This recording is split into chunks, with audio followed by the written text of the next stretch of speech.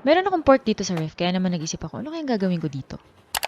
Ito na nga, hiniwa ko na nga ng maninipis. Tapos sinamahan ko na din itong liempo, na pinahiwa ko na into strips dun sa grocery. Pagkatapos, tinimplahan ko lang ng asin at paminta. Kung meron kayong mga paborito nyong herbs and spices, pwedeng nyong timplahan yan. Ginadgaran ko na rin ng mga 2 hanggang 3 butil ng bawang. Hinalo ko ng mabuti, tapos tinabi ko ng mga 20 minutes, hindi nyo lang nakita syempre. Pagkatapos, naglagay ako nitong konting calamansi soda flavor. Hinayaan ko lang mababad habang pinaprepare ko muna yung iba pang mga sangkap. Sa isang bowl, naglagay naman ako ng potato starch. Pagkatapos, nilagyan ko lamang ng tubig at hinayaan ko ding mababad ng mga 30 minutes. Kung wala kayong potato starch, pwede namang cornstarch. At para po sa ating mga viewers, kamusta po kayo? Ano pong mga ulam nyo ngayong araw na ito at taga saan ka? Yung tubig na ginamit ko ay room temperature lang, hindi malamig o mainit. Kumuha na ako ng mga gulay na available dito sa aking ref. Meron akong cucumber, meron din akong carrot. Ayun na nga, nag-iinarte, kaya ginandahan natin yung paghiwa sa carrot. Maganda ba? Sakto lang. Slice ko na nga rin yung pipino. Hindi ko tinanggal yung balat, hinugasan ko na lang mabuti para maganda siyang tingnan. Pagkatapos, naghiwa ako ng mga 2 piraso ng sibuyas. Isa lang kung nagtitipid kasi ang mahal ng sibuyas ngayon. Makalipas sa mga 30 minutes to 1 hour, kinuha ko na yung baboy sa ref. Pagkatapos, pinatiti or drainin ko yung liquid. Binalikan ko na nga yung potato starch na binabad ko kanina. Kung mapapansin nyo, bumaba na yung potato starch kaya medyo na-clear yung tubig. Tinapon ko lang lahat ng tubig.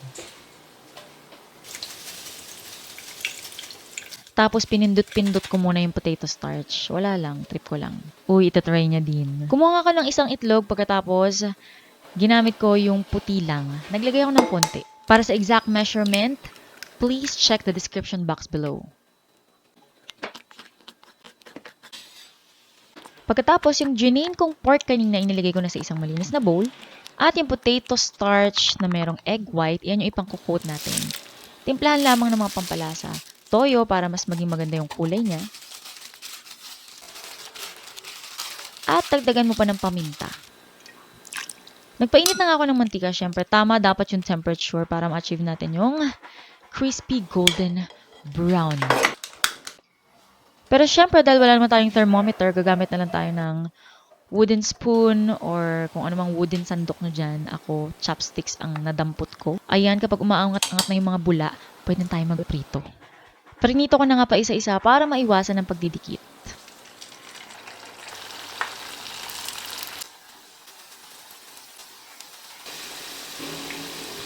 Pero dahil di nila maiwasan ang kanilang closeness, yon PDA sila, kaya naman hindi nila maiwas-iwasan ang pagdidikit. Pero don't worry guys, madali naman silang paghiwalayin.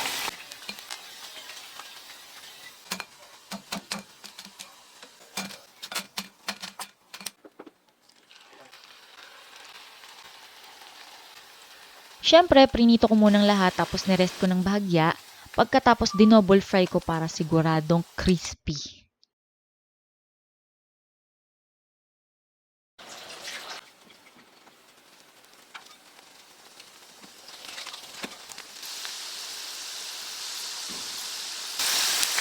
Gumamit din ako ng kitchen towel or tissue para ma-absorb yung excess oil. Ayan, di ba? Napaka-crispy. Ito na nga gagawa na tayo ng napakasarap na sauce. Gamit yung aking induction cooker na maraming nagtatanong saan ko daw nabili. Pinopost ko po yan sa aking Facebook page or sa aking community dyan sa YouTube.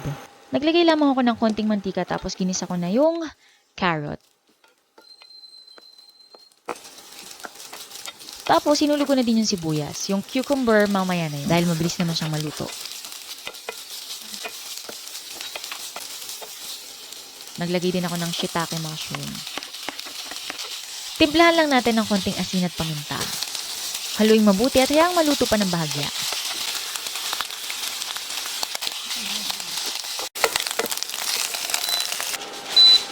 Sinetasag ko lang yung mga gulay. Pagkatapos, naglagay ako ng hot water. Naglagay din ako ng soy sauce. Yung mga toyo natin dyan, gamitin natin yan. Pagkatapos, meron ako ditong isang maliit na lata ng pineapple slice. Gagamitin natin yung syrup niyan. Syempre, pati yung laman, pero mamaya. And then, brown sugar na sakto lang sa inyong panlasa. Madami yung tubig ko dito guys, kaya sakto lang yung timpla niyan. Again, for the complete list of ingredients, ipinopost ko po yan sa description box below. Next, maglalagay ako ng suka. Kung wala kayo nitong brown rice vinegar na pipili sa mga grocery store, pwede naman yung suka na regular yung ginagamit. Ibinalik ko na nga yung mga gulay kanina para mas maluto pa. And then, para mas mag-thicken yung aking sauce, naglagay ako ng slurry.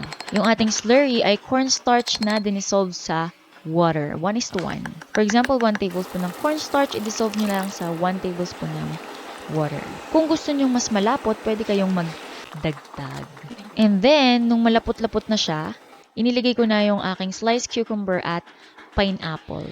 Naglagay na nga rin ako nitong sesame oil at mas maganda sana kung ang ginamit natin ay chicken broth or pork broth. Pero dahil wala ako noon, naglagay ako ng konting cubes. Tinikman ko lang at tinimplahan ang naaayon sa aking panlasa. Pwede kayong maglagay ng fish sauce or ng asin pa or ng paminta.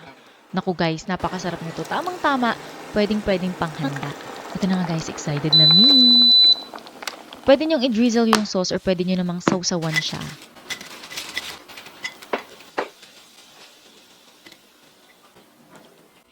Ito na nga guys, ang ating sweet and sour pork or tangsuyo. Pero syempre hindi authentic. So ito yung aking version. Isa siyang Korean Chinese meat dish with sweet and sour pork. Ayan, sa mga mahilig sa K-drama dyan. Kaya naman i-try nyo na guys and comment down below kung basta ang inyong experience dito sa ating tangsuyo inspired dish.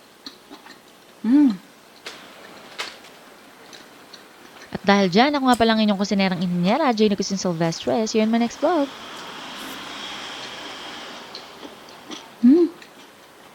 Sarap na siya kanin.